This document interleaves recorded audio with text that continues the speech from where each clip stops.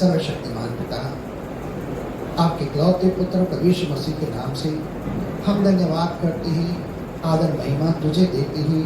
तू इस्राएल के स्तुति के सिंहासन पर सर्वदा विराजमान रहता है, और जो लोग आत्मा और सच्चाई से तेरी इबादत करते हैं, स्वयं तू स्वर्ग का सिंहासन छोड़कर उनके मध्य में चला आता है, उनके मध्य में चलता है, फिरता है, उनका परमेश्वर होता है, और वे तेरी प्रजा होती हैं, और तू उनकी आंखों से सारे आंसुओं को पोंछता है। तो पिता, इस समय हमने जो आत्मा और सच्चाई से नाचते झूमते तालियां बजाते हुए स्तुति आराधना अर्पित की है, ये जो होठों का फल हम तेरे नाम का चढ़ाते हैं और तेरे नाम का अंगीकार करते रहते हैं, तुझे अर्पित करते हैं पिता, कि हमारी स्तुति आराधना तुझे भाने वाली भेंट बने, और तू हम सब के मध्य में होकर हमें आशीष देने के लिए आए, और हमसे प्रसन्न होकर तेरी दया कृपा का हाथ हमारे सर पर रखकर हमें आशीष करें, और आज अपने वचनों के द्वारा हम सब से बातें करें। प्रभु, आज हम अपनी न केवल कानों को खोलते हैं तेरी पवित्र वाणी को सुनने के लिए, लेकिन आज हम अपने हृदय को भी खोलते हैं कि तेरा हृदय, तेरा वचन हमारे हृदय के अंदर उतरने पाए, और हमें तेरे वचन के द्वारा समझ मिले, और हम फिरें ताकि हम पूरी तरह से चंगे होने पाए, और तू हमें बहुतायत से आशीष करें। धन्यवाद करते हुए आज की सारी पवित्र सभा को आपके अधीन सौंपते हैं, और दुआ करते हैं हमारे उद्धारकर्ता प्रभु यीशु मसीह के पवित्र और सामर्थी नाम से। क्या सबने कहा आमीन? क्या सबने कहा आमीन? चलिए परमेश्वर के नाम की महिमा में जोरदार ताली बजाते हुए हम हमारे भाई कुमार तोलानी जी को आगे बुलाना चाहेंगे आज की वचन की सेवकाई के लिए।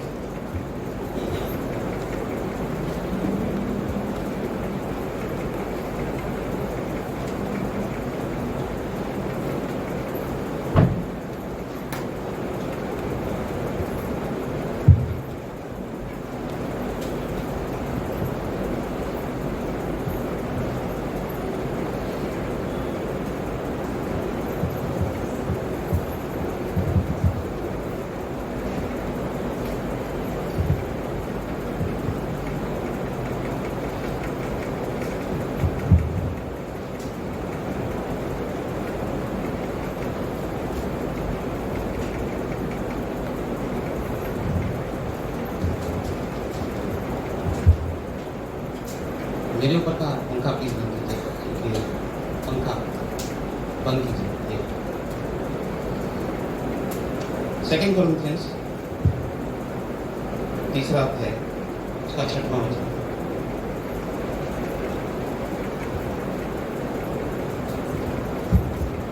जिसने हमें नई वाचा के सेवक होने के योग्य भी किया, शब्द के सेवक नहीं वरन आत्मा के, क्योंकि शब्द मारता है पर आत्मा जलाता है।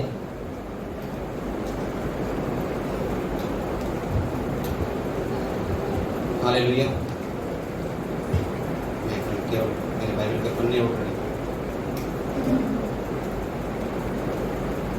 पौलुस यहाँ पर एक मसीह जीवन की सेवकाई के विषय में बात करता है, और जो तीसरे अध्याय को लिख रहा था और कलीसिया को समझा रहा था, तो उसके पीछे की मनोभावना क्या थी। पौलुस कहता है जिसने हमें नई वाचा के सेवक होने के योग्य भी किया। पहले वो कहता है हमारी योग्यता हमारी ओर से नहीं परंतु परमेश्वर की ओर से। हमें इस योग्य बनाने वाला कि हम नई वाचा के सेवक बने वो हमारा परमेश्वर है। और वो कहता है जिसने हमें नई वाचा के सेवक होने के योग्य भी किया, शब्द के सेवक नहीं वरना आत्मा के, क्योंकि शब्द मारता है आत्मा जलाता है। मसीह जीवन का ये सबसे महत्वपूर्ण नियम है जो आज हम सीखने जा रहे हैं वचन से। मैं आपसे एक बात कहना चाहता हूं, अगर आप इस संदेश को अपनी कल्पनाओं से जोड़ेंगे तो शायद आप भटक जाएंगे, क्योंकि मैंने बहुत बार अनुभव किया है, जो मैंने प्रचार नहीं किया लोग आकर मुझसे कहते हैं ब्रदर आपने ऐसा प्रचार किया, क्योंकि लोग प्रचारक की प्रचार के साथ अपनी कल्पनाएं भी मिक्स करते हैं, क्योंकि उनकी कल्पनाएं भी इस समय दौड़ती रहती हैं। मेरा आपसे अनुरोध है कि जो शब्द आज आपके सामने आ रहा है उस पर आप ध्यान दीजिए। पौलुस कहता है मैं तीमुथियुस से जो मैं कहता हूं उस पर ध्यान दे, प्रभु तुझे सब बातों की समझ देगा। और आज का जो संदेश है वो बहुत सारे विश्वासियों के लिए मैं समझता हूं महत्वपूर्ण है। इसे आपको समझना बहुत जरूरी है। मसीह जीवन में दो किस्म के विश्वासी होते हैं। तीतुस में लिखा है, पौलुस कहता है परमेश्वर का वह अनुग्रह स्पष्ट है जो हमें हर प्रकार की अभक्ति और पापों से मन फिराव को सिखाता है। बहुत सारे विश्वासी ऐसे हैं जो परमेश्वर के अनुग्रह को लेते हैं अपने जीवन से पाप से मुक्ति पाने के लिए, पाप पर जय प्राप्त करने के लिए।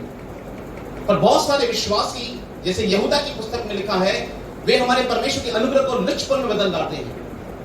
बहुत सारे विश्वासी इस समझ में चलते हैं कि मैं अगर पाप में जीवन बिताऊं तो भी परमेश्वर मुझ पर अनुग्रह करेगा और मुझे स्वर्ग प्रदान करेगा, मेरा अनंत जीवन मुझे मिलेगा। ये दो किस्म के विश्वासी हैं। वे विश्वासी परमेश्वर के साथ जाएंगे जो परमेश्वर के अनुग्रह को अपने जीवन में लेते हैं पाप पर जय प्राप्त करने के लिए, न कि पाप पे बहाने बनाने के लिए। और मेरा आज जो मुख्य संदेश है आपके लिए वो है नई वाचा की सेवकाई। इब्रानियों की पुस्तक 9 अध्याय उसका पहला वचन।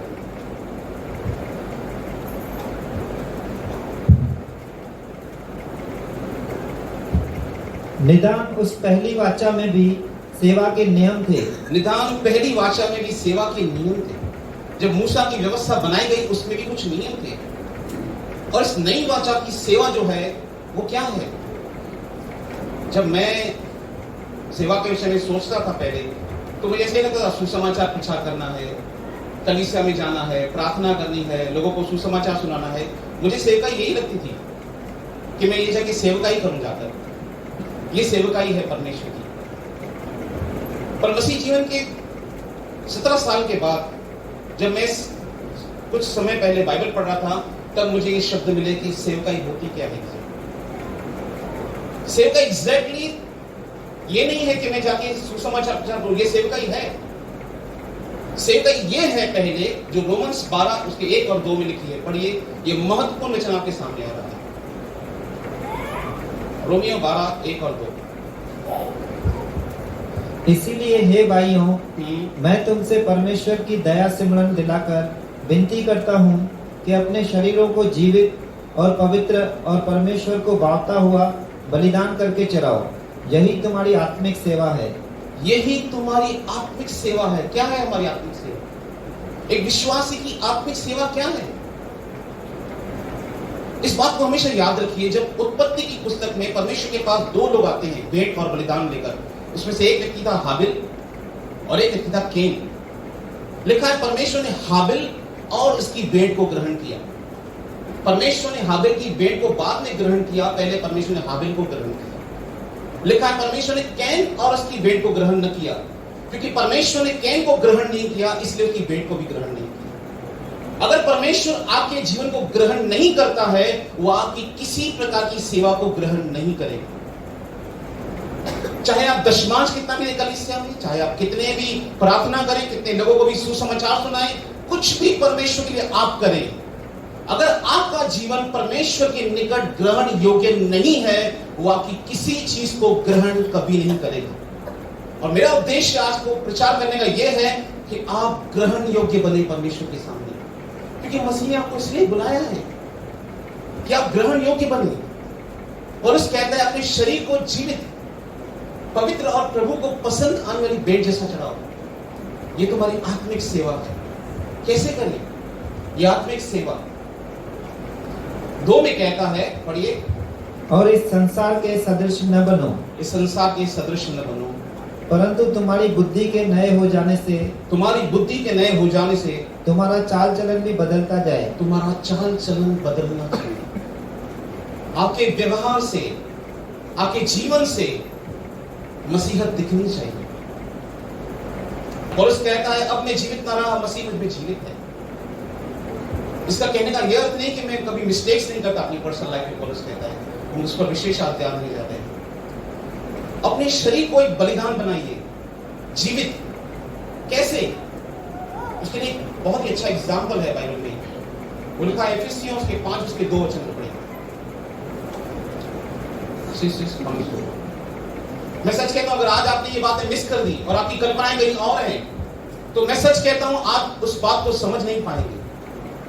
अगर आपकी कल्पनाएं कहीं और हैं, तो विशेष इस बात पे ध्यान दीजिए कि परमेश्वर का वचन हम सबसे क्या कहता है, क्योंकि वो सेवकाई प्रत्येक व्यक्ति को करनी है। प्रत्येक विश्वासी को जिसने बपतिस्मा लिया है उसे इस प्रकार की सेवकाई करनी है। और यदि ऐसी सेवकाई है मेरे जीवन में, तो ही मैं परमेश्वर के लिए कुछ करूंगा, तो वो मेरी भेंट को ग्रहण करेगा। इफिसियंस 5:2। और प्रेम में चलो, और प्रेम में चलो। परमेश्वर का वचन कहता है, जैसे मसीह ने भी तुमसे प्रेम किया, जैसे मसीह ने तुमसे प्रेम किया है, और हमारे लिए अपने आप को सुखदायक सुगंध के लिए परमेश्वर के आगे भेंट करके बलिदान कर दिया। कैसे किया? प्रेम में चलो जैसे मसीह ने भी तुमसे प्रेम किया है। और हमारे लिए, किसके लिए? हमारे लिए अपने आप को सुखदायक सुगंध के लिए परमेश्वर के आगे भेंट करके बलिदान कर दिया। यीशु ने कौन से बलिदान चढ़ाए परमेश्वर के सामने? इब्रानी की पुस्तक में लिखा है, भेंट और बलिदान तूने नहीं चाहिए, पर मेरे लिए देह तैयार की है। और मेरे लिए पवित्र शास्त्र में यह लिखा है कि हे परमेश्वर, मैं आया हूं कि तेरी इच्छा को पूरा करूं। जब एक व्यक्ति परमेश्वर की इच्छा को अपने जीवन में लेता है और अपनी इच्छाओं का इनकार करता है, वो वेदी पर परमेश्वर के सामने अपनी बलिदान चढ़ाता है परमेश्वर के सामने। लोग मुझसे पूछते थे, ब्रदर स्तुति आराधना क्या होता है? और बहुत से लोगों के मन में ऐसा है कि फास्ट गाने स्तुति होते हैं, स्लो सॉन्ग आराधना होते हैं। ऐसा बाइबल कभी नहीं लिखती कि फास्ट गाने स्तुति होते हैं और स्लो सॉन्ग आराधना होते हैं। बाइबल यह कहती है, जब मैं अपनी इच्छाओं को बलिदान करता हूं ईश्वर के सम्मुख, और जब ईश्वर मुझसे कहता है कि तू मेरे लिए यह कर, अपनी इच्छाओं को मत कर, और जब मैं उसकी इच्छा को अपने जीवन में लेता हूं और उसकी वेदी पर बलिदान करता हूं अपनी इच्छाओं को, यह है परमेश्वर की आराधना, यह है परमेश्वर की आत्मिक सेवता जो यीशु ने की। पिता की इच्छा को अपने जीवन में पूरा किया। प्रभु यीशु मसीह ने उन लोगों से कहा, जो कोई मेरे स्वर्गीय पिता की इच्छा पर चलता है, वही मेरा भाई है, वही मेरी बहन है, वही मेरी माता है। स्वर्ग में केवल वो जाएगा, यीशु मसीह कहता है मत्ती पुस्तक 7 अध्याय में, जो मेरे स्वर्गीय पिता की इच्छा पर चलता है। आपके जीवन में बहुत बार दो चीजें आएंगी, परमेश्वर की इच्छा पूरी करूं या मैं अपनी इच्छा पूरी करूं। और जब आप परमेश्वर की इच्छा को अपने जीवन में लेते हैं और अपनी इच्छा को बलिदान करते हैं, नहीं परमेश्वर, ये परमेश्वर को सुखदायक सुगंध के समान रहता है। अब इसने अपने अहंकार को बलिदान कर दिया मेरे वेदी के सामने, परमेश्वर को यह ग्रहण योग्य लगता है। अपनी इच्छाओं को अस्वीकार करना नहीं, मैं परमेश्वर की इच्छा को अपनी लाइफ में स्वीकार करूंगा, चाहे मुझे इसके लिए कोई भी मूल्य क्यों न चुकाना पड़े, मैं उसे चुकाऊंगा। ये बात ध्यान दीजिए, अगर आप परमेश्वर के अनुयायी बनना चाहते हैं तो आपको अपनी इच्छाओं का इनकार करना पड़ेगा। जब दाऊद के सामने परमेश्वर की वेदी चढ़ाने का समय था, वो यबूसी ओरनान के पास जाता है उसे खेत लेने के लिए। यबूसी ओरनान उससे कहता है, तू हमारा राजा है, तू मेरे खेत ऐसे ही ले सकता है, क्योंकि परमेश्वर का प्रकोप दाऊद के ऊपर आया था और वहां पर बीमारी फैली थी। दाऊद ओरनान के पास जाता है, अनबिलीवर के पास, यबूसी ओरनान, और कहता है मुझे खेत दीजिए। यबूसी ओरनान कहता है आप मुफ्त में लेके जा सकते हैं। उसने कहा, मैं ऐसी कोई चीज अपने पिता के सामने नहीं चढ़ाऊंगा, परमेश्वर के सामने, जिसका मुझे मूल्य चुकाना न पड़े। मसीह के पीछे चलना है तो मूल्य चुकाना पड़ेगा, और यह मूल्य है अपनी इच्छाओं का तिरस्कार करना और ईश्वर की इच्छाओं को अपने जीवन में पूरा करना। यह आत्मिक सेवा है, जैसे मसीह ने किया। प्रतिदिन उसने पिता की इच्छा को अपने जीवन में पूरा किया। मत्ती 11:28 में यीशु मसीह कहते हैं, हे सब परिश्रम करने वालों, बहुत से दबे हुए लोगों, मेरे पास आओ, मैं तुम्हें विश्राम दूंगा। ये हम सब लोगों को सुनाते हैं कि यीशु मसीह तुम्हें विश्राम देगा, पर जानते हैं हम ये बताते नहीं उनको कि विश्राम देगा कैसे। 29 में कहता है यीशु मसीह, मुझसे सीखो, मैं हृदय में नम्र हूं, मैं दीन हूं हृदय में, मेरा जुआ अपने ऊपर उठाओ, मेरा स्वभाव अपने ऊपर उठाओ, तो और तुम्हें अपने हृदय में शांति मिलेगी। जब यीशु मसीह रात को सोता था तो उसके मन में यह कल्पना नहीं चलती थी, आज इसने मेरे साथ ऐसा किया, आज इस फरीसी ने मुझे शैतान कहा, इसने ऐसा किया, यहूदा इस्करियोती ने चोरी की मेरे थैली में से। वो अपने मन में किसी के लिए कोई भी दुर्भावना नहीं रखता था। और यीशु कहता है, तुम अपने हृदय में विश्राम पाओगे, you will find rest in me. आप महाबलेश्वर जा सकते हैं 2 दिन के लिए रेस्ट पाने के लिए, आपका शरीर रेस्ट कर सकता है, पर आपको रियल आराम चाहिए, आपको सच्चा विश्राम चाहिए। पतरस कहता है, अब मन फिराओ कि प्रभु की उपस्थिति से विश्रांति के दिन आए। The days of refreshments comes from the presence of the Lord. परमेश्वर की उपस्थिति एक विश्वासी को विश्राम देती है, और वो विश्राम है कि ईश्वर के समान अपने हृदय में चलना, नम्रता, दीनता अपने हृदय में रखना। हम बहुत बार अपने शरीर को कंट्रोल कर सकते हैं, पर हमारे हृदय में घमंड हो सकता है, नफरत हो सकती है, ईर्ष्या हो सकती है। हम अपने विषय में क्या सोचते हैं, ये बहुत मायने रखता है अपने अंदर में। आपका मन आपका एक आईना है कि आप अपने लिए कैसे विचार रखते हैं। यह उस फरीसी के समान जो अपने आप को कहता है मैं बेहतर हूं, इसके समान नहीं हूं, मैं दशमान देता हूं, मैं व्यभिचारी नहीं हूं, या उस व्यक्ति के समान जो कहता है हे परमेश्वर मुझ पापी पर दया। आप अपने मन में कैसी कल्पनाएं बनाते हैं? बाइबल में लिखा है हर प्रकार की मूर्ति पूजा से बचे रहो। एक ऐसी मूर्ति पूजा जिसे बहुत सारे विश्वासी नहीं जानते, जिसे मैंने अनुभव किया, जिसे कहते हैं सेल्फ इम्ब्रेस। सेल्फ इम्ब्रेस का एग्जैक्टली मतलब है अंदर ही अंदर से अपनी आप की तारीफ करना। मैं कितना बेहतर हूं, मैं इसके समान नहीं हूं, मैं बेटर हूं, मैं कितना अच्छा हूं, मैं कितना बुद्धिमान हूं, मैं कितना समझदार हूं, मैं इसके समान नहीं हूं। अपने आप की तारीफ करना, अपने आप की महिमा अपने आप अंदर करना। आप कैसे सोचते हैं? लिखा है ऊजिया का हृदय फूल गया। आपका हृदय कैसा है?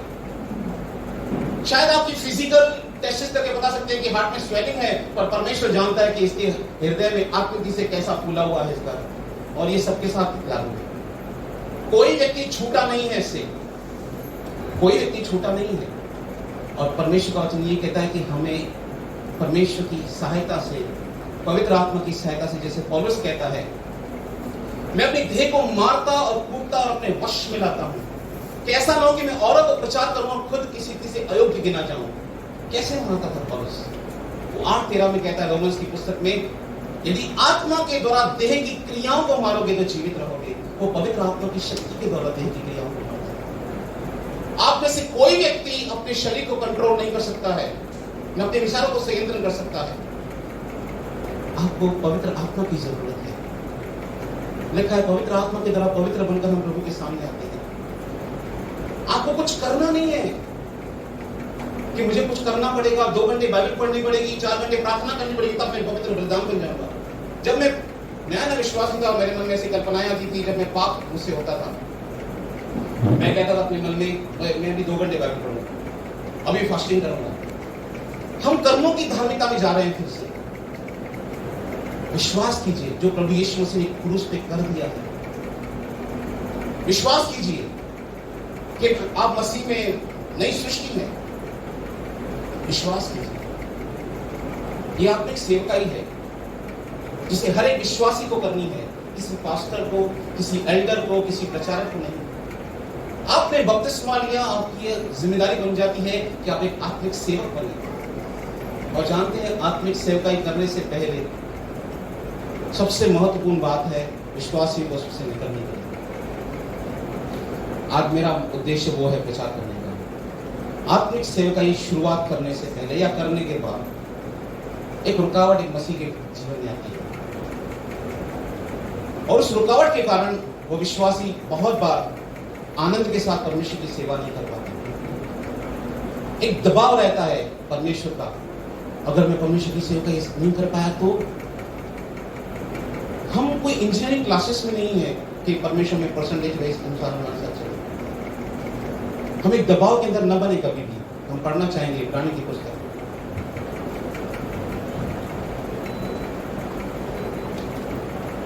इब्रानी 9:14।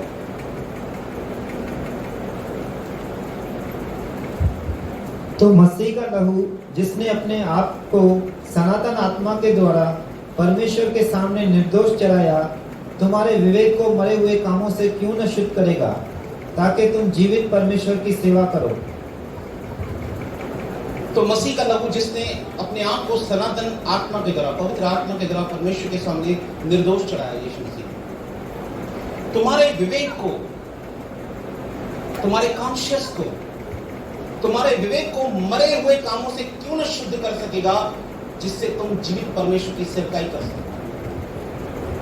बहुत बार विश्वासी जीवन जीते जीते हमारे मन में दोष भावनाएं आ जाती हैं, क्योंकि हम में से कहीं ना कहीं सबसे मिस्टेक्स होती हैं, पाप होते हैं, और हमारा कॉन्शियस जो है वो गिल्टी हो जाता है।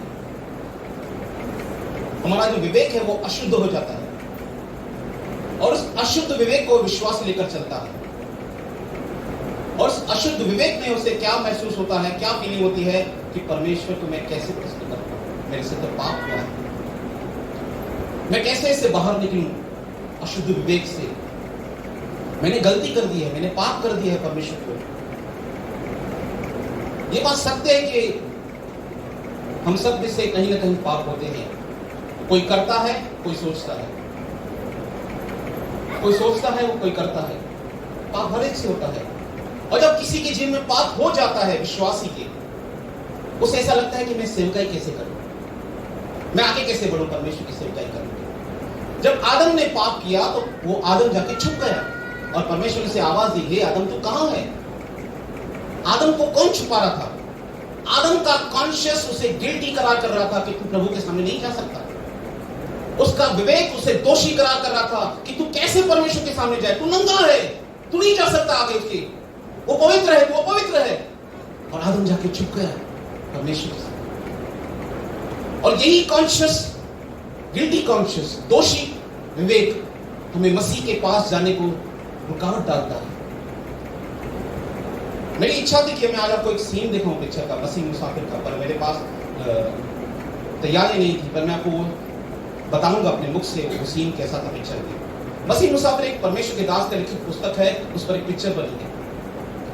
उस पुस्तक का एक वाक्य है जो हर एक मसीह व्यक्ति से कनेक्टेड है। जब मसीह मुसाफिर आशावान नामक एक विश्वासी के साथ परमेश्वर के मार्ग पर जा रहा था तो रास्ता थोड़ा कठिन हो गया। तो मसीह मुसाफिर आशावान से कहता है, अपने दोस्त से कहता है, एक काम करते हैं, ये रास्ता बड़ा कठिन लग रहा है, बाजू में से साइमल्टेनियस एक गुजरता हुआ रास्ता है, वो बड़ा मुलायम रास्ता है, चलो वहां से चलते हैं। उसने कहा शायद हम भटक गए, तो उसने कहा हम नहीं भटकेंगे यार, साथ साथ तो चल रहा है ये रास्ता, जब ये मुलायम रास्ता, ये कड़क रास्ता खत्म हो जाएगा, पथरीला, वापस आ जाएंगे यहाँ पे। उसने कहा ठीक है चलते हैं। और आशावान मुसाफिर की बात सुनकर उस दौर चला जाता है, पर वहीं से रास्ता भटकाव की ओर जाता है। और जैसे ही मसीह मुसाफिर और आशावान भटक जाते हैं, घोर अंधकार आ जाता है। घोर अंधकार आने के बाद वहां पे बहुत भारी बारिश आती है और वहीं पे थक कर सो जाते हैं। जब वे सो जाते हैं और सुबह उठते हैं तो उनको क्या दिखाई देता है? एक निराशा नामक दानव ने उनको अपने कब्जे में कर लिया है। और उस निराशा नामक दानव ने उन्हें अपनी कैद में रखा, एक पिंजरे में डालकर रखा था। और वो निराशा नामक दानव उसे रोज पीटता था। और निराशा नामक दानव उसे कहता था, मैंने तुम्हें 3 चीजें दी, तुम अब तक कुछ नहीं कर रहे हो। मैंने तुम्हें जहर दिया, तुम कुछ कर नहीं रहे हो। मैं तुम्हें फांसी दी, तुम वो नहीं कर रहे हो। मैंने तुम्हें छुरी दी, तुम कुछ कर नहीं रहे हो। मैं तुम्हें कितनी बार बताऊं कि तुम्हें मेरी बात माननी पड़ेगी। और वो पिंजरे में थे। मुसाफिर कहता है, यार मेरी गलती थी कि यहाँ पर हम लोग क्यों आए, मेरी डिसीजन की वजह से आज हम भटक गए। आशावान कहता है, तुमने अपनी गलती मान ली है, बार बार से क्यों दोहरा रहे हो? पर मुसाफिर बार बार अपनी गलती को दोहरा रहा था, नहीं मुझे ऐसा नहीं करना चाहिए था, मुझे ऐसा नहीं करना चाहिए था। और तब मुसाफिर को एक बात याद आती है जब वो अपने मसीह जीवन शुरुआत करता है।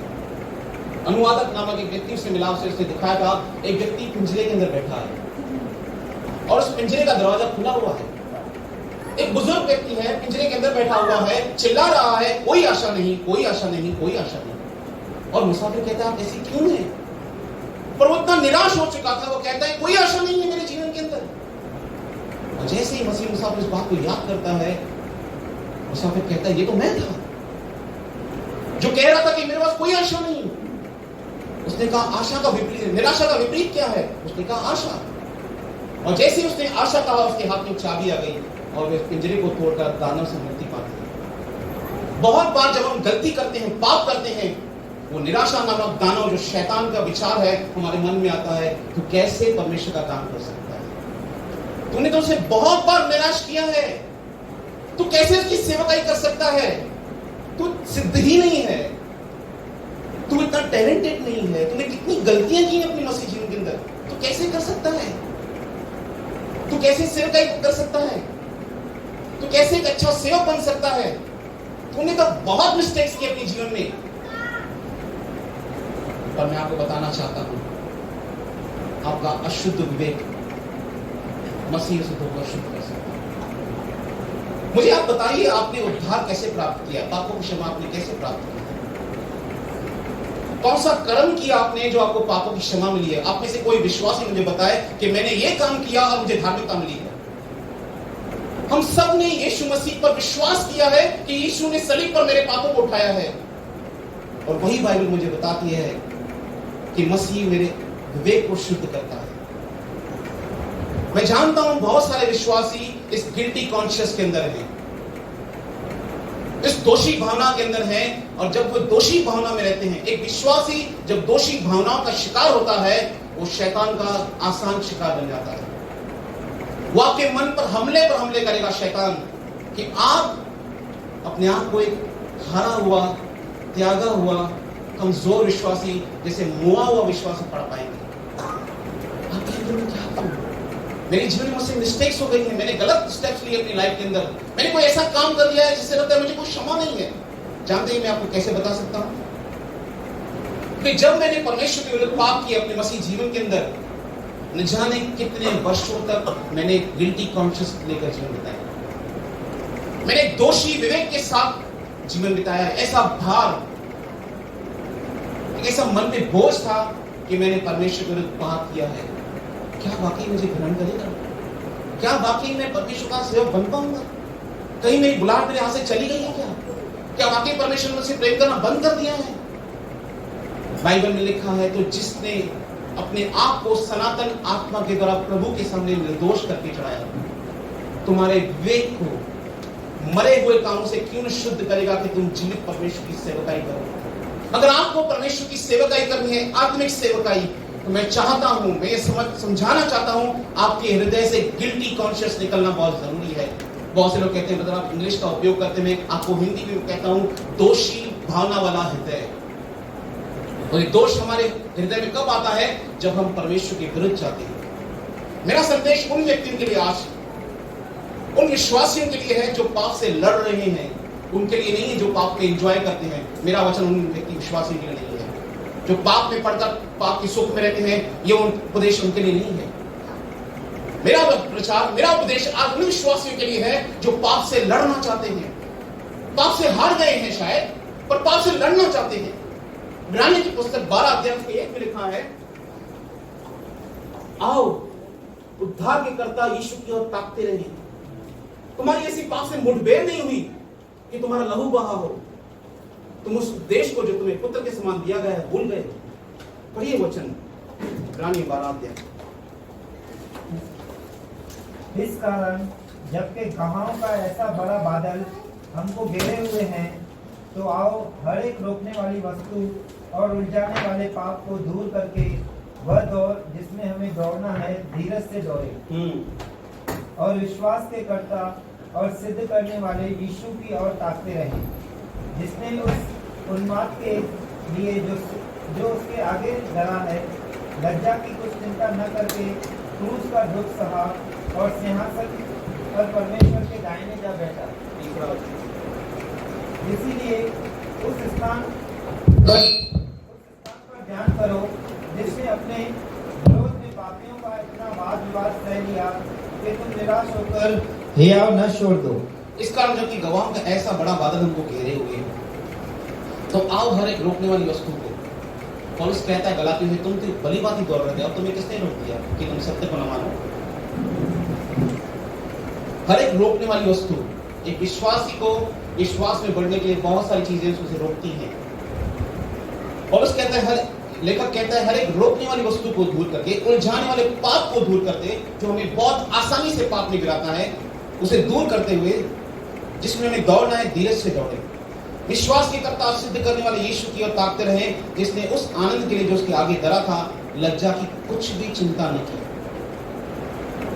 क्रूस का दुख सहा और परमेश्वर के सिंहासन की दाहिनी ओर जमता। इसलिए उस पर ध्यान करो, इस पर ध्यान करो, इसलिए उस पर ध्यान करो, यीशु पर ध्यान करो, जिसने अपने विरोध में पापियों का इतना विरोध सह लिया कि तुम निराश होकर साहस को छोड़ो। तुमने पाप से मुठभेड़ करते हुए खून नहीं बहाया जैसे उसने बहाया है। आपने पाप से ऐसी फाइटिंग की है कि आपका खून बहा हो। हम तो केवल थोड़े शब्दों से निराश हो जाते हैं लोगों में। हम तो अपने गिल्टी कॉन्शियस में रहते हैं कि हमें बहुत बार कोई विश्वासी समझाए तो भी उसकी बात सह नहीं सकते, वो समझ नहीं सकते। गिल्टी कॉन्शियस,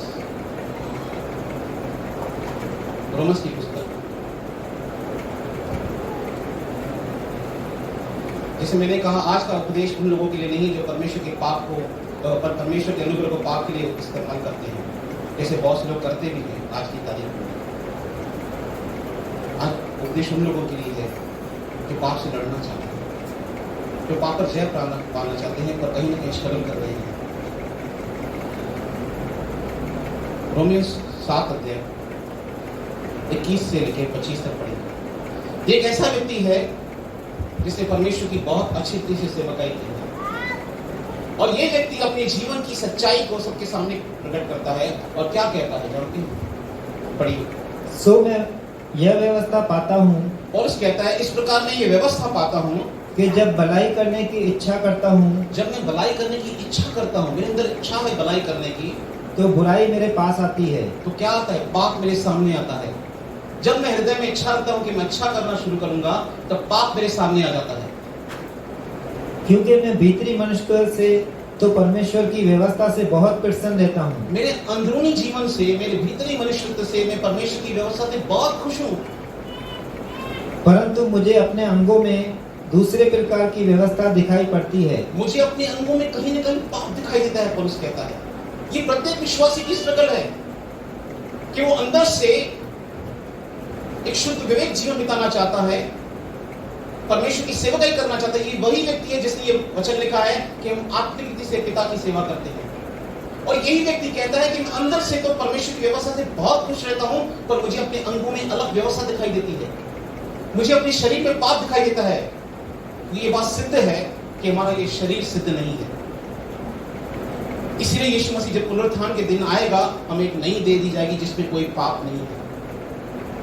हमारा प्राण, हमारी आत्मा परमेश्वर में नवीनीकरण पा चुकी है बपतिस्मा के द्वारा, पर हमारा शरीर अब तक नवीनीकरण नहीं पा चुका है। इसलिए हमारे अंदर स्ट्रगल होती है पाप की। हर एक व्यक्ति के अंदर एक पाप की स्ट्रगल है उसके अंदर, क्योंकि मेरी आत्मा, मेरा प्राण दोनों बपतिस्मा में नया हो चुका है, पर मेरा शरीर आज भी वैसा ही है। इसलिए इसे आत्मा के द्वारा कंट्रोल करना पड़ता है, क्योंकि लिखा है गलाती की पुस्तक में, आत्मा देह के और देह शरीर, आत्मा के और आत्मा शरीर के विरोध में है। ये दोनों एक दूसरे के परस्पर विरोधी हैं। यानी एक घर में दो दुश्मन रहते हैं, जैसे वैसे ही है पवित्र आत्मा और ये शरीर, दोनों विरोध हैं, दोनों की लालसाएं अलग हैं। और उस बात को अनुभव करता है कि मेरे अंदर एक स्ट्रगल है। एक परमेश्वर का दास कहता है, civil war within himself, एक गृह युद्ध है अपने अंदर। मेरा शरीर मेरे विरुद्ध जा रहा है, मेरे आत्मिक जीवन के विरुद्ध। और पौलुस कहता है, मैं भीतरी मनुष्य से मुझे बहुत अच्छा लगता है जब मैं प्रभु की संगति करता हूँ, वचन पढ़ता हूँ, प्रार्थना करता हूँ। और जब मैं अपने अंगों को देखता हूँ, जब मैं अपने मन को देखता हूँ, मेरे विचारों को देखता हूँ, तो मुझे अपने अंदर एक अलग व्यवस्था दिखाई देती है। आगे, जो मेरी बुद्धि की व्यवस्था से लड़ती है, वो मेरी बुद्धि की व्यवस्था से लड़ रही है। ऐसे लग रहा है मेरे अंदर से युद्ध हो रहा है अपने आप से। हाँ, और मुझे पाप की व्यवस्था के बंधन में डालती है। मुझे पाप की व्यवस्था के बंधन डालते हैं। कहीं ना कहीं मेरी लाइफ से मुझसे पाप हो रहा है, अनकॉन्शियसली या कॉन्शियसली, जागरूकता से या अजागरूकता से। कल एक विश्वासी मुझे मिला, तो मैंने उससे पूछा कुछ, और उससे ये पूछा साथियों को, तो उसे बताया ऐसा ऐसा हुआ, रात की बात है, मेरा फ्रेंड है। मैं ऊपर गया, लिफ्ट में ही था। मैंने कहा, तेरा क्या काम है? मसीह ऐसा नहीं है। मसीह ऐसा है जो मेरी पढ़ाई उतर करे, चाहते को ना, हाँ ये दो। मैंने अपने आप से बातें की, माइंड योर ओन बिजनेस, तू अपना काम कर। मसीह ऐसा नहीं है। मसीह ऐसा था, आप इमेजिन कीजिए यीशु मसीह ऐसा पूछेगा, हाँ कौन है छात्र? हाँ ये दो। क्या मसीह ऐसा है? क्या मसीह ऐसा हो सकता है? नहीं हो सकता। मैंने अपने आप से कहा, तो क्या कर रहा है? मसीह ऐसा नहीं है। तुझे मसीह के समान बनना है, तुझे अपनी इच्छाओं का इनकार करना है, प्रभु के सामने निर्दोष करके खड़ा होना है। मुझे अपने लाइफ में मुझे पाप दिखाई देता है कहीं ना कहीं। कुछ दिन पहले किसी ब्रदर से मेरी बात हो रही थी, और उस समय मुझे पता चला कि मेरे अंदर लालच है। किसी बिजनेस की बात में मेरे हमसे बात हुई, तो मैंने कहा काश मेरे पास और भी पैसे होते तो मैं ये प्रोडक्ट बनाता जो प्रोडक्ट दूसरा व्यक्ति बनाता है और मैं बहुत पैसे कमाता। उस समय तो मुझे कुछ प्राप्त मालूम नहीं पड़ा। रात को मैं अपने बिस्तर पे सोया हुआ था और मेरे कॉन्शियस में से बात करने लगा, तू क्या कर रहा है? तेरे पास तेरा बिजनेस है, तेरा प्रोडक्ट है, तू उसमें संतुष्ट नहीं है, तो दूसरे के प्रोडक्ट पे तू पीछे पड़ा है। मैंने कहा ये लालच है मेरे अंदर, मैं दूसरे के बिजनेस पर आंख लगा कर बैठा हूं, मुझे अंदर में लालच दिखाई देती है। देखिए, परमेश्वर से आशीष प्राप्त करना गलत नहीं है। आपके पास अगर आप परमेश्वर से प्रार्थना करते हैं कि आपको अच्छा घर हो, अच्छा बिजनेस हो, गलत बात नहीं है। पर ये चीज जो उस भाई के पास है, मेरे पास होनी चाहिए, ये लालच है जो मेरे अंदर आई और उसमें मुझे पता नहीं चला। रात को जब मैं अपने बिस्तर पे सोया था, मुझे मालूम पड़ा कि यार मेरे अंदर तो लालच है और मैं प्रार्थना करने लगा, परमेश्वर मुझ से लालच को निकाल रहा। देखिए, पाप आपके अंदर कहीं ना कहीं आपको दिखाई देगा। किसी को व्यभिचार दिखाई देगा अपने अंदर में, किसी को जलन, किसी को ईर्ष्या, किसी को दुर्भावना। आपके अंदर जो मसीह के विरुद्ध का स्वभाव है आपको दिखाई देगा कहीं न कहीं, कभी न कभी। उस समय क्या करें? उस समय आपको लगेगा यार विश्वास में इतना पुराना विश्वास होने के बाद में ऐसा। पौलुस कहता है मुझे अपने अंगों में दूसरी व्यवस्था दिखाई देती है, मुझे पाप से फाइट करनी पड़ती है। और जब आपसे पाप हो जाए विचारों के अंदर, आपके मन के अंदर, जैसे एक दिन मैं कलीसिया में खड़ा था और कह रहा था परमेश्वर से, यार ये ब्रदर बरोबर नहीं गाता। बाइबल में लिखा है चढ़ी हुई आंखें प्रभु के सामने घृणित बलिदान है। हम स्तुति आराधना कर रहे हैं परमेश्वर को और अंदर में क्या भरा पड़ा है? अहंकार। जब आपको आपके अंदर पाप दिखाई दे तो क्या करें? परंतु मुझे अपने अंगों में दूसरी प्रकार की व्यवस्था दिखाई पड़ती है जो मेरी बुद्धि की व्यवस्था से लड़ती है। मेरी बुद्धि की व्यवस्था लड़ती है, मुझे पाप की व्यवस्था के बंधन में डालती है जो मेरे अंगों में है। 24 मैं कैसा अभागा मनुष्य हूँ, पौलुस कहता है मैं कैसा अभागा मनुष्य हूँ। मुझे इस मृत्यु की देह से कौन छुड़ाएगा? मुझे कौन मुक्ति देगा इस शरीर से जहां से कभी न कभी कहीं न कहीं पाप होते हैं मुझसे। आगे, मैं अपने प्रभु यीशु मसीह के द्वारा परमेश्वर का धन्यवाद करता हूँ। मैं अपने परमेश्वर का धन्यवाद करता हूँ। निदान में आप बुद्धि से तो परमेश्वर की व्यवस्था का, परंतु शरीर से पाप की व्यवस्था का सेवन करता हूँ। इसीलिए मैं आपको बुद्धि से परमेश्वर की व्यवस्था का, परंतु शरीर से पाप की व्यवस्था का सेवन करता हूँ। मतलब कहीं न कहीं मुझसे अनकॉन्शियसली सिन हो रहे हैं, अज्ञानता से मेरे जीवन से पाप हो रहा है। पौलुस कहता है तो क्या करे विश्वासी? इतना बड़ा प्रेरित होने के बाद, इतने लोगों को प्रभु यीशु मसीह के बारे में सुनाने के बाद एक व्यक्ति अपने अंदर ये बात अनुभव करता है कि मेरे अंदर पाप की व्यवस्था है। कितनी निराशाजनक परिस्थिति है। एक प्रचारक, कलीसिया का अगुआ जिसने इतनी सारी कलीसियाएं बनाई हैं परमेश्वर की दया से, और वो कहता है मेरे अंदर मुझे पाप की व्यवस्था दिखाई देती है, क्योंकि वो उस रहस्य को समझ चुका था जब तक मैं इस शरीर में हूं मेरी पाप से फाइट होती रहेगी। मुझे पवित्र आत्मा की तरफ अपनी देह को कंट्रोल करना पड़ेगा और मसीह की लहू की सामर्थ को लेना पड़ेगा। इसलिए रोमन्स 8:1 जब वो लिखता है, वो क्या लिखता है? पढ़िए। सो अब जो मसीह यीशु में है। देखिए, बाइबल जब लिखी गई है तो चैप्टर्स वाइज नहीं लिखी गई, एक सब लिखी गई, सीधी लिखी गई। और पौलुस जब इसको लिखता है क्या कहता है? सो अब जो मसीह यीशु में है, उन पर दंड की आज्ञा नहीं, क्योंकि वे शरीर के अनुसार नहीं वरन आत्मा के अनुसार चलते हैं। इंग्लिश में क्या लिखा है जानते हैं? पढ़िए। किसी के बाद अगर इंग्लिश बाइबल है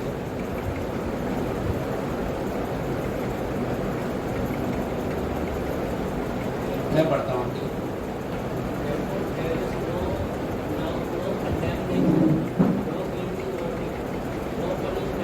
नहीं, एम्प्लीफाइड नहीं पढ़िए उधर, भी पढ़ता हूँ। There is therefore now no condemnation to them which are in Christ Jesus, who walk not after the flesh but after the Spirit. Therefore मतलब जानते हैं क्या? इसलिए कि जब आप मसीह का अनुसरण करते हैं उसके बाद भी आपके अंदर पाप दिखाई देता है, जिससे आपकी युद्ध चल रही है, तो मैं क्या करूं? मैं निराश होकर घर बैठ जाऊं?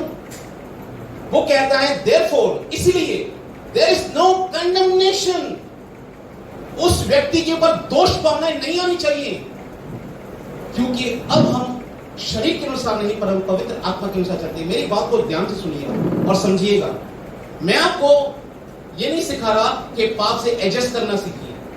मैं आपको यह सिखा रहा हूं अगर आपसे पाप हो जाए, जैसा यूहन्ना की पुस्तक 1 यूहन्ना 2 अध्याय लिखा है कि हे मेरे प्रिय बालकों, मैंने तुम्हें ये बात इसलिए लिखी है कि तुम पाप नहीं करो, पर यदि किसी से पाप हो जाए तो पिता के पास हमारा एक सहायक है। मेरा कहने का उद्देश्य यह है कि अगर आपसे पाप हो गया है और आपका कॉन्शियस गिल्टी हो चुका है, और गिल्टी कॉन्शियस कभी परमेश्वर को सेवकाई नहीं कर सकता। एक दबाव, एक जैसे कैसे बड़ी कंपनीज में टास्क मिलते हैं, प्रोजेक्ट मिलते हैं, ये प्रोजेक्ट करना है, 17 तारीख तक करना है, और वो प्रेशर में आकर 12-12 घंटे 14 घंटे लैपटॉप पर बैठ के होता है, नहीं मेरे जो अगुए, उसका जो टीम लीडर है उसको मुझे प्रश्न करना है। परमेश्वर ऐसा नहीं है टीम लीडर के जैसा। परमेश्वर इलेक्ट्रिसिटी डिपार्टमेंट का व्यक्ति नहीं है कि आपको 17 तारीख का लाइट का बिल भरना है, मतलब भरना नहीं तो दंड लगेगा। परमेश्वर ऐसा नहीं है। परमेश्वर आपकी सृष्टि को जानता है, आपके मन के विचारों की भावनाओं को पढ़ने वाला परमेश्वर, कि इसने ये गलती क्यों की। आपसे गलती हो गई, आपने गलती क्यों की, उसके पीछे की भावनाओं को भी समझने वाला परमेश्वर है। ये करना नहीं चाहता था, इससे हो गया। अब ये अपने पाप से पछताता है, अब इसे मन फिराता है, वैसे क्षमा कर दो। इसलिए मैं आपसे फिर से कहता हूं, मेरा उपदेश जो आज के लिए है वो उन व्यक्तियों के लिए नहीं है जो पाप के साथ एंजॉय करते हैं। मेरा उपदेश उन व्यक्तियों के लिए है जिनसे पाप हो गया है, पर गिल्टी कॉन्शियस ने इतना कैद कर लिया है कि वो परमेश्वर के आनंद के साथ सेवकाई नहीं कर पाते हैं। उनको ऐसा लगता है मैं तिरस्कारक व्यक्ति हूं। आप तिरस्कारक नहीं हैं। आपसे पाप हो गया है, पर पापों की क्षमा यीशु मसीह के लहू के द्वारा है। जिस मसीह के लहू ने मेरे पापों को छुड़ाया पुराने समय में, आज मसीह का लहू वैसा ही है, बदल नहीं गया। आज कल और युगानुग वो एक सा परमेश्वर है। जब एक व्यक्ति सच्चाई से मन फिराता है, शोक करता है अपने पापों के लिए, जैसा 2 कोरिन्थियंस 7 में लिखा है, शारीरिक शोक मृत्यु को उत्पन्न करता है, आत्मिक शोक पश्चाताप को उत्पन्न करता है। धन्य में जो शोक करते हैं, क्योंकि वे शांति पाएंगे। किस में शोक करते हैं? अपने बिजनेस के लॉस की वजह से नहीं, इस बात के लिए शोकित है कि मुझसे पाप क्यों हुआ, मुझे ऐसा नहीं करना चाहिए था। मैं विश्वासी हूं, मुझे प्रभु के विरुद्ध नहीं जाना चाहिए था, पर मुझसे पाप हो गया। मैं क्या करूं? मेरा कॉन्शियस गिल्टी करा कर मैं प्रभु के सामने से जाने डर रहा हूं, जैसे एक व्यक्ति है जो मुझे पनिशमेंट देने आया है। नहीं, यूहन्ना रचित सुसमाचार 3 अध्याय उसका 17वां वचन पढ़िए।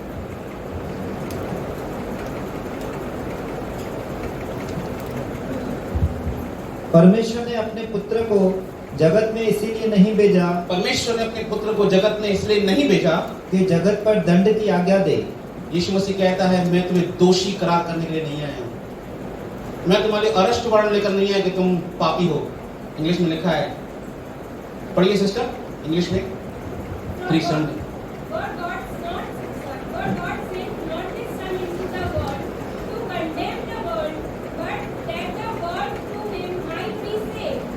ताकि संसार उसके द्वारा उद्धार पाए। यीशु मसीह आपको दोषी करार करने के लिए संसार में नहीं आया। यीशु मसीह आपको दोषी भावनाओं से मुक्त करने के लिए आया, ताकि आप परमेश्वर की संगति में निरंतर आ सकें। अगर आपका हृदय दोषी हो चुका है पाप की वजह से, और इस दोषी विवेक को आप लेकर घूमते हैं, और मैं जानता हूं बहुत से लेकर लोग घूमते हैं, और इस कारण वे परमेश्वर की सेवकाई नहीं करते। उनको लगता है जैसे मैं योग्य नहीं हूं। कौन योग्य है? मुझे बताइए, हम में से कितने लोग योग्य हैं परमेश्वर के लिए? मुझे कोई ऐसा व्यक्ति बताइए इस कलीसिया में जो खड़े होकर कहे कि मैं परमेश्वर की योग्य हूं। है कोई व्यक्ति जो कह सके मैं योग्य हूं परमेश्वर के लिए?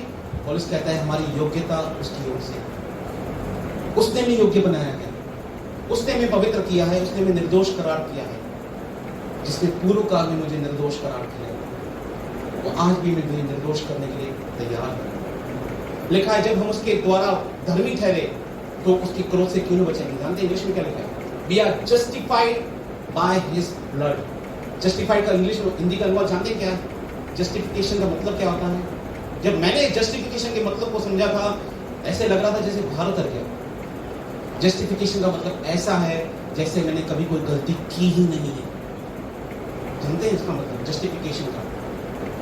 और मुझे जस्टिफिकेशन, मुझे निर्दोष करार करने वाला कौन है? लिखा है, परमेश्वर के चुने पर कौन दोष लगाएगा? परमेश्वर ही है जो उन्हें धर्मी ठहराता है। तो दंड की आज्ञा कौन देगा? कौन मुझे दंड देगा? कौन मुझे पनिशमेंट देगा? कोई आपको परमेश्वर के अनंत जीवन से वंचित नहीं कर सकता। अगर आप पाप से स्ट्रगल कर रहे हैं, कोई भी नहीं, पर शैतान आपके जीवन को आपके मसीह जीवन को इतना खराब करने की पूरी कोशिश करेगा कि जब तक आप स्वर्ग पर पहुंचे आप निराशा नामक जीवन जिए। वो आपको अनंत जीवन से वंचित नहीं कर सकता, पर वो ये कर सकता है कि आप हमेशा अपने अंदर गिल्टी कॉन्शियस लेकर घूमें और आपके अंदर गिल्टी कॉन्शियस की वजह से आप परमेश्वर की संगति का आनंद न उठा सकें। पर आज का प्रचार का उद्देश्य यह है कि आज आपके हृदय से वो गिल्टी कॉन्शियस निकलना चाहिए। आज वो मुसाफिर पिंजरे से बाहर निकलना चाहिए कॉन्शियस से, गिल्टी कॉन्शियस से। किसके द्वारा? मसीह की लहू की सामर्थ के द्वारा, मेरे कर्मों की व्यवस्था से नहीं, परंतु मसीह की अनुग्रह के द्वारा। परमेश्वर के वचन को समझिए। मसीह ने इस संसार में इसलिए नहीं आया कि हमें दोषी करार करे, मसीह इसलिए आया ताकि हमें निर्दोष करार करे। अगर आप आत्मिक सेवकाई करना चाहते हैं परमेश्वर की, जैसा कि परमेश्वर का नियम है हर एक को करनी है, तो उससे पहले आपको गिल्टी कॉन्शियस से निकलना बहुत जरूरी है। अगर आप गिल्टी कॉन्शियस से, अशुद्ध विवेक से बाहर नहीं निकल पाए तो आप कभी परमेश्वर की सेवकाई नहीं कर पाएंगे आनंद के साथ, एक दबाव के साथ करेंगे। जैसे टीम लीडर करता है, प्रोजेक्ट देता है, वैसे आप करेंगे बैठ के। जैसे कोई टास्क मिला है, मुझे करना ही है टास्क, नहीं 12 घंटे के अंदर। परमेश्वर ऐसा नहीं है। परमेश्वर चाहता है कि हम शुद्ध विवेक से उसकी सेवा करें। अगर आपका हृदय गिल्टी हो चुका है तो हम परमेश्वर के वचनों को, एक दो वचन को हम पढ़ेंगे। इब्रानी की पुस्तक 10 अध्याय 1-2।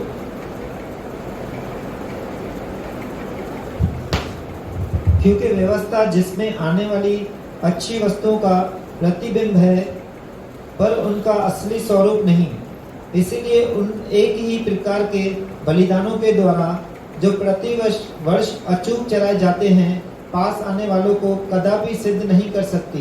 क्योंकि व्यवस्था जिसमें आने वाली अच्छी अच्छी वस्तु का प्रतिबिंब है, छाया है उसकी, पर उसकी असली स्वरूप नहीं है। पुरानी मूसा की व्यवस्था जो मुझे दोषी करार करती है, मूसा की व्यवस्था मुझे दोषी करार करती है। इसलिए उनके एक ही प्रकार के बलिदानों को, कितने प्रकार को? एक ही प्रकार के बलिदानों को जो प्रति वर्ष अचूक चढ़ाए जाते हैं, बिना गलती के बलिदान चढ़ाए जाते हैं, पास आने वाले को कदापि सिद्ध नहीं कर सकते। वो बलिदान कभी सिद्ध नहीं कर सकता जो मूसा के द्वारा था। दूसरा वचन, नहीं तो उनका चढ़ाना बंद क्यों न हो जाता? उनका चढ़ाना बंद क्यों नहीं हो जाता? मूसा की व्यवस्था के बलिदानों का चढ़ाना बंद क्यों नहीं हो जाता? मैं समझता हूँ बहुत से लोगों ने पुराना नहीं पढ़ा है, इसलिए आपको लगेगा ये क्या प्रचार कर रहे हैं। इसलिए कहते हैं बाइबल पढ़ना, ताकि आप समझ पाए। बाइबल आप पढ़िए प्रतिदिन। जैसे बहुत से लोग बोलते हैं बाइबल क्या पढ़ चुका हूँ। एक बार मैं होशे की पुस्तक पढ़ रहा था, परमेश्वर, मैं कह रहा था बाइबल बहुत बोरिंग है होशे की पुस्तक, पर परमेश्वर ने कहा तू बोरिंग है, तेरे अंदर बोरिंग है। परमेश्वर भजनकार कहता है मैं तेरी व्यवस्था से इतना सुखी हूँ, मानो को मुझे मधु के समान है। तो मेरे सुख मूल है, वो मेरे मंत्री हैं, मुझे सलाह देते हैं उठते बैठते। बीती चंद की पुस्तक में लिखा है वो तुझे उठते बैठते सलाह दिया करेंगे। वचन ये आपको काउंसलिंग देंगे। आपको काउंसलिंग चाहिए किसी व्यक्ति से, यीशु मसीह के पास जाइए, वचन पढ़िए, आपको काउंसलिंग देगा क्या करना चाहिए। इसीलिए नहीं तो उनका चढ़ाना बंद क्यों नहीं हो जाता? इसीलिए कि जब सेवा करने वाले एक ही बार शुद्ध हो जाते, जब सेवा करने वाले एक बार शुद्ध हो जाते हैं तो फिर उनका विवेक उन्हें पापी न ठहराता, उनका कॉन्शियस उन्हें गिल्टी करार नहीं करता। समझे? उनका कॉन्शियस उन्हें गिल्टी करार नहीं करता अगर वो शुद्ध हो जाते तो। 10 अध्याय इसी का 19 से लेके 23 तक। सो हे भाइयों, जबकि हमें यीशु के लहू के द्वारा उस नए और जीवित मार्ग से पवित्र स्थान में प्रवेश करने का हया हो गया है। तो यीशु के लहू के द्वारा किसमें? नए और जीवित मार्ग में प्रवेश करने की क्या हो गई है? हिम्मत हो गई है। क्यों हिम्मत हुई है जानते हैं? क्योंकि अगर एक महायाजक अपने साथ पाप को लेकर प्रभु की उपस्थिति में जाता था तो बाइबल बताती है परमेश्वर की अग्नि उसे मार डालती थी।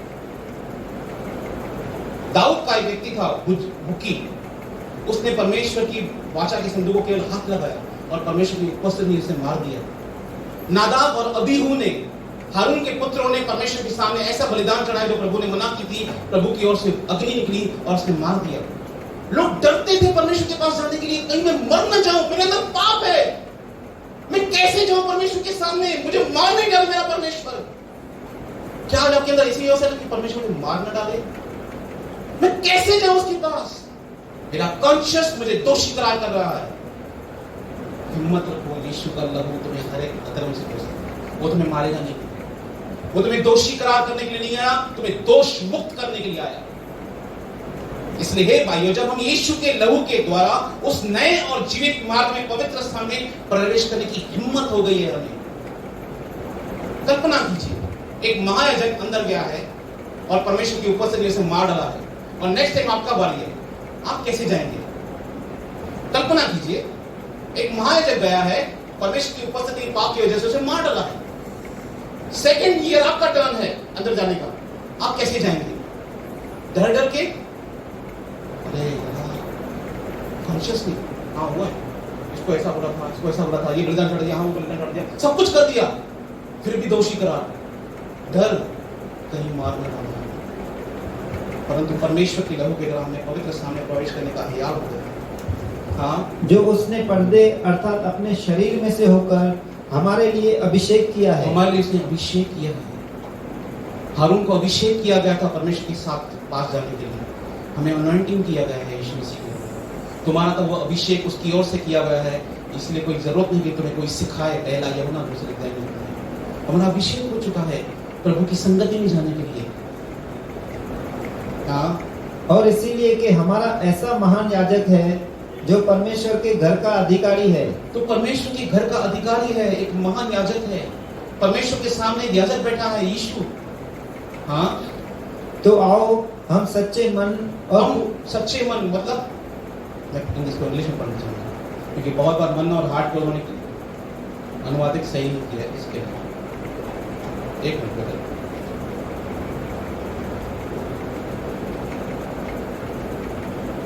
हम सच्चे मन, लिखा है ट्रू हार्ट, सच्चे दिल से आए।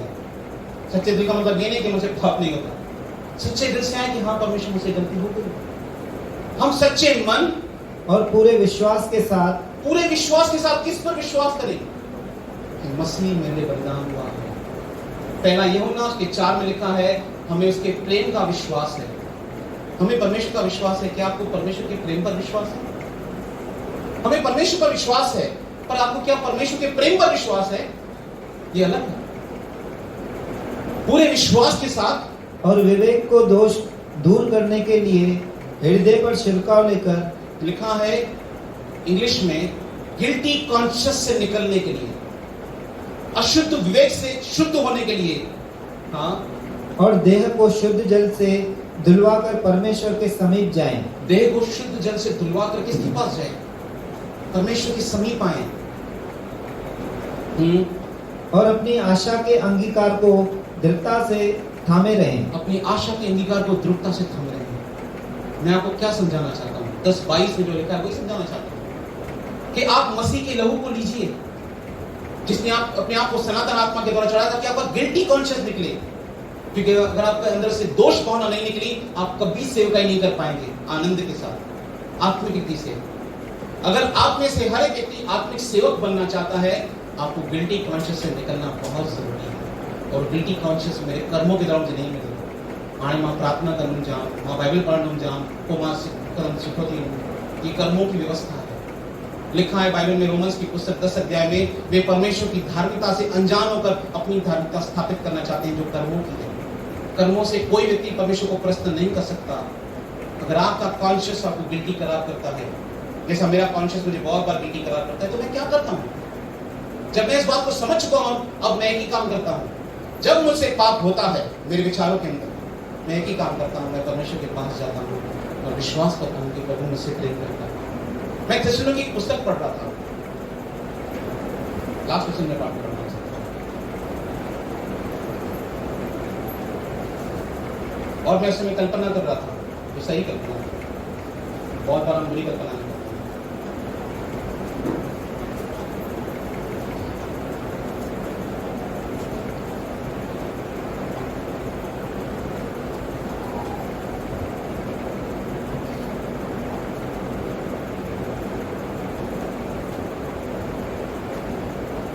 वचन ढूंढना पड़ेगा,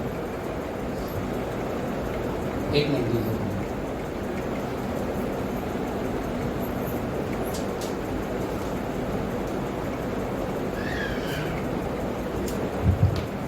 तो ऐसा लिखा है थिस्सलुनीके की पुस्तक में, हे मेरे बालकों, तुम परमेश्वर के प्रिय हो, ऐसा लिखा है वचन। फर्स्ट थेसलोनिकन में लिखा, मुझे मिल नहीं रहा तो मैं मुंह से बता देता हूँ, आप उनको पढ़ सकते हैं बाइबल से। ऐसा लिखा है कि हे मेरे प्रिय बालकों, तुम परमेश्वर के चुने हुए हो और परमेश्वर के प्रिय हो। और जब मैं इस वचन को पढ़ रहा था तो मुझे ऐसा लग रहा था, मैं विश्वास कर रहा था इस बात की मैं परमेश्वर का प्रिय हूँ। आप अपने मन में कल्पना कीजिए कि आप परमेश्वर के प्रिय हैं, आपको कैसी फीलिंग आएगी? आपको एक अंदर से विश्राम मिलेगा, कैसे शांति मिलेगी कि मैं प्रभु का प्रिय हूँ क्योंकि हम उसकी संतान हैं। क्या मैं समझा जो पाया, क्या आप समझ पाए? मैं नहीं जानता, मेरी आशा है आप समझ पाए इस बात कि दोषी भावना से बाहर निकले।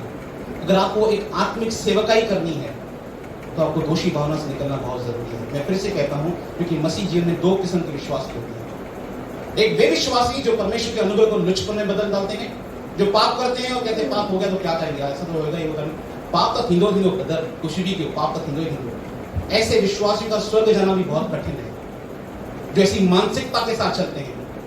मैं नहीं कहता पाप नहीं होगा, मैं नहीं कहता पाप नहीं होगा, पर जो इस मानसिकता के साथ चलते हैं पीछे, पाप का थींदो ब्रदर, कुछ भी क्यों, ऐसी मानसिकता वाले विश्वासी शायद स्वर्ग भी न जाए। पर आपके अंदर पाप करने की स्ट्रगल है, आप पाप करना नहीं चाहते थे और आपसे पाप हो गया है। जैसे तीतुस की पुस्तक में लिखा है कि परमेश्वर का वह अनुग्रह स्पष्ट है जो हमें हर प्रकार की अभक्ति से मन फिराव को सिखाता है। अगर आप रोमन 6:14 को समझ गए कि पाप की तुम पे प्रभुता नहीं होगी क्योंकि तुम व्यवस्था के अधीन नहीं, अनुग्रह के अधीन हो। जब आप परमेश्वर के अनुग्रह को सामर्थ के समान लेकर पाप से फाइट करेंगे, तब आप पाप पर जयवंत होंगे। ये आत्मिक सेवकाई है, और उस आत्मिक सेवकाई में इसे करने के लिए उसका प्रथम भाग है गिल्टी कॉन्शियस से निकलना। ये विषय खत्म नहीं हुआ है आत्मिक सेवकाई का, ये आगे भी चलेगा जब मुझे परमेश्वर अगुवाई करेगा, पर मैं आपको उसका पहला भाग समझा चुका हूँ।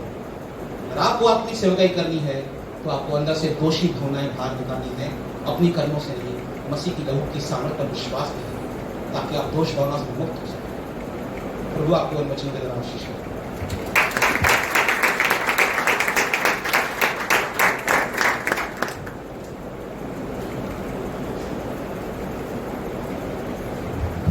Praise the Lord. जय मसीह।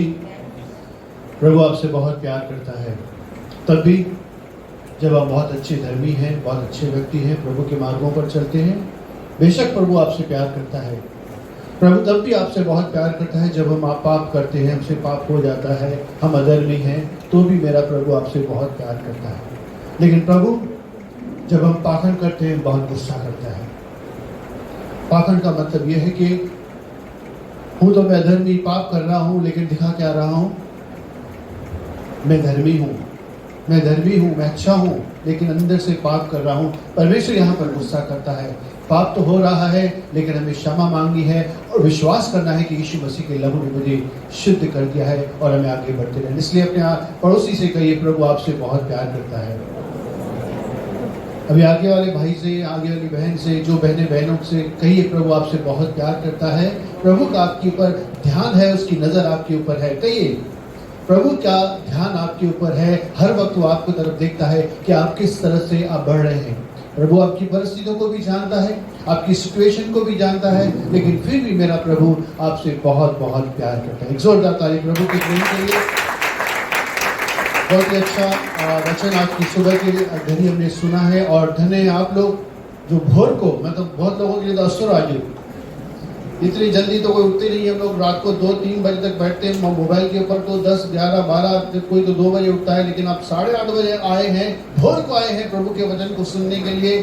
तो ये धन्य बात है, धन्य है आप लोग जो धार्मिकता की भूखे और प्यासे हैं, क्योंकि प्रभु आपको बहुत तृप्त करेगा, आशीष करेगा। चलिए आपको मैं सुनाना चाहता हूँ, जैसे सभा समाप्त हो रही है, पीछे से हमें धीरे धीरे करके निकलना है, और आने वाले समय के अंदर हम जो आपको जो अनाउंसमेंट सुनाने वाले हैं वो मोबाइल के थ्रू सुनाने वाले हैं। इसलिए अपना मोबाइल फ़ोन नंबर अपडेट ज़रूर करवाइए। अगर आपके पास कलीसिया का संदेश आता है, व्हाट्सएप आता है, SMS आता है, तो अच्छी बात है। अगर नहीं आता है, या तो आपका नंबर मिस हो गया है, या तो आपने खुद अपना नंबर दिया नहीं है, या गलत दिया है, या फिर आपने बदली कर दिया है। तो हमें अपना नंबर अपडेट कर दीजिए, ताकि आने वाले दिनों के अंदर सभाएं कहाँ होंगी, क्योंकि आप जानते हैं महाराष्ट्र गवर्नमेंट की तरफ से ऐलान हुआ है, पक्की तरह से जब हमें पूरी तरह से मिल जाएंगे तो हम अपने भवन के अंदर बैठकर प्रभु का वचन सुनेंगे। शाम के समय में आपको भोर को नहीं उठना पड़ेगा। भोर को उठिए, प्रार्थना कीजिए, बाइबल कीजिए, लेकिन जो बाइबल पढ़िए। शाम को जो मीटिंग होगी वहाँ पर होगी, लेकिन कब और कैसे ये हम आपको SMS के जरिए, व्हाट्सएप के जरिए बताएंगे। लेकिन आपका नंबर हमें होना चाहिए। अगर आपके पास SMS आता है, व्हाट्सएप आता है तो अच्छी बात है। अगर नहीं आता है तो आज ही अपना नंबर भाई पवन से अपडेट जरूर कीजिए। हमारे कलीसिया का नंबर आपके पास है, उसके नंबर के ऊपर अपना अपडेट दीजिए ताकि हम आपको बता सके आने वाली सभा कहाँ होगी, कैसे होगी। प्रभु आपको आशीष करे। आइए हम आखिरी प्रार्थना करके सभा को समाप्त करेंगे। बहुत जल्द हम अपने भवन के अंदर मिलकर प्रभु भोज के अंदर फिर से एक हो जाएंगे। जोरदार ताली प्रभु के लिए।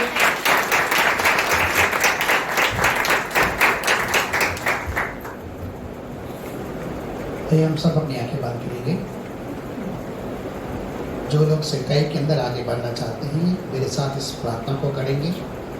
जो अपने मन के दोष से मुक्त होना चाहते हैं वो भी इस प्रार्थना को करेंगे। जो अपने जीवन को परमेश्वर के आगे पवित्र करना चाहते हैं एक भेंट के समान वो इस प्रार्थना को करेंगे और कहेंगे, हे पिता, प्रभु यीशु मसीह के नाम से मैं धन्यवाद करता हूँ आज के वचन के लिए। आपने मेरे विवेक को जागृत किया और मुझे प्रकट किया कि मुझे सेवकाई के अंदर आगे बढ़ना है और आपकी बुलाहट मेरी ओर स्पष्ट है। परंतु विवेक के दोष के साथ मैं कभी भी सेवा नहीं कर पाऊंगा क्योंकि शैतान आकर मुझ पर तोहमत लगाएगा। परंतु मेरे लिए वचन में लिखा है कि यीशु मसीह का लहू मेरे मरे हुए विवेक के कामों से भी मुक्त करता है और मुझे दोष मुक्ति भी देता है। जो मेरा सहायक है, महायाजक है, जिसने मेरे विवेक के, शरीर के, मन के, कल्पनाओं विचारों में होने वाले सारे पाप अपराधों के लिए अपनी जान दी है। वही लहू है जो एक ही बार सर्वदा के लिए चढ़ाया गया मुझे शुद्ध करता है। हे प्रभु यीशु, मुझे अपने पवित्र लहू में धो दे और मैं अपने शरीर को, प्राण को और आत्मा को बस यीशु के पवित्र लहू में धोकर अपनी देह को आपके हाथों में देता हूँ कि मेरी देह के द्वारा आपकी सेवा होने पाए और शैतान कभी भी किसी भी तरह से मुझ पर उंगली उठाने न पाए। मैंने जो भी पाप किए मुझे क्षमा कर। कहीं पर घमंड भी किया, किसी को नीचे भी किया या कुछ भी जाना, किसी प्रकार की लालच भी की, मुझे माफ कर पिता। यीशु मसीह के नाम से मैं अपने सारे पापों के लिए आपसे माफी चाहता हूँ और दुआ करता हूँ कि पवित्र आत्मा के द्वारा मुझे इतना सामर्थ्य दे इस पाप के ऊपर, बुराई के ऊपर मैं जय पाऊँ। यीशु मसीह के पवित्र नाम से मुझे बुद्धि दे और इतना ज्ञान दे कि सिर्फ तेरा मैं भय मानूं और बुराई से दूर रहने पाऊं और सर्वदा वही करूं जो तुझे भाता है। मेरे जीवन से प्रभु तुझे प्रसन्नता मिले और मेरे जीवन से तेरी महिमा हो। मैं अपने आप को एक बार फिर से समर्पित करता हूँ यीशु मसीह के पवित्र नाम में, आमीन। अगर आपने ये प्रार्थना की, इस प्रार्थना के ऊपर आप थोड़ा सा सोचना और आज का जो वचन सुना उसके ऊपर थोड़ा मनन करना। प्रभु यीशु मसीह के लहू के द्वारा जैसे आपने प्रार्थना की है, आपका मन, आपका विवेक और आपका तन, यहाँ तक कि आपकी आत्मा परमेश्वर की आत्मा तो पवित्र है ही, आपको उसके लहू के द्वारा छुटकारा, क्षमा अर्थात पवित्रता मिल चुकी है। ऐसे जैसे मेरे भाई ने कहा कि मैंने कभी किसी प्रकार का कोई जैसे पाप किया ही नहीं हो, जिसका मतलब है जस्टिफिकेशन यानी निर्दोषता। इस समय आप मसीह यीशु के लहू के द्वारा बिल्कुल भी निर्दोष है, जैसे आपने कभी कोई पाप किया ही नहीं। तो इसका मतलब क्या हम फिर पाप करें?